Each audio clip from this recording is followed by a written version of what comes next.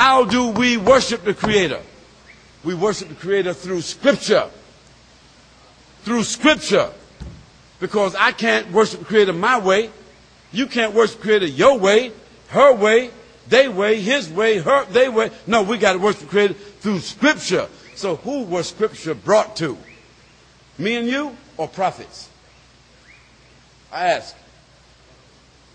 Was Scripture brought to you, him, me, or Scripture was brought to prophets and passed on to us? Yes. God sent Scripture to prophets, and prophets lived it, and we witnessed it.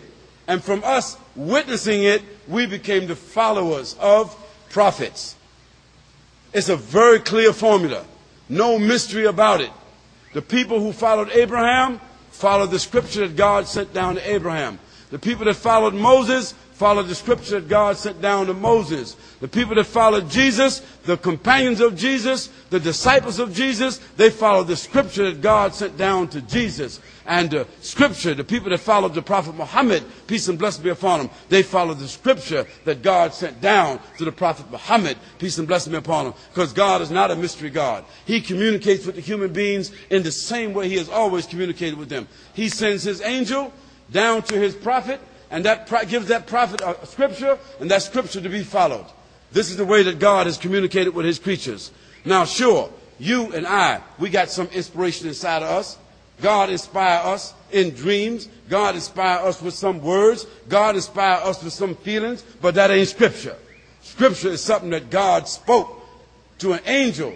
Angel spoke to a prophet. And that prophet memorized it. And that prophet passed it on to others who memorized it. And that Scripture became enshrined. And that's what we follow. So I'm calling upon you as a Christian, or I'm calling upon yourself as a Hindu, or whatever we might culturally or ethnically want to call ourselves, to be a person that is believing in God, one God, and then a person who is acknowledging that God speaks to us through Scripture, because Scripture is law.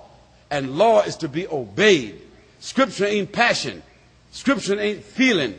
Scripture is not pleasure. Scripture ain't how you think and how I think. Scripture is what is written by the hand of God, what is spoken by God and given to prophets. It's revealed, it becomes law. So Scripture is also legislation. It is also education. It is also inspiration. But who it comes from? Almighty God. And who is given to? Prophets. Passed on down to us.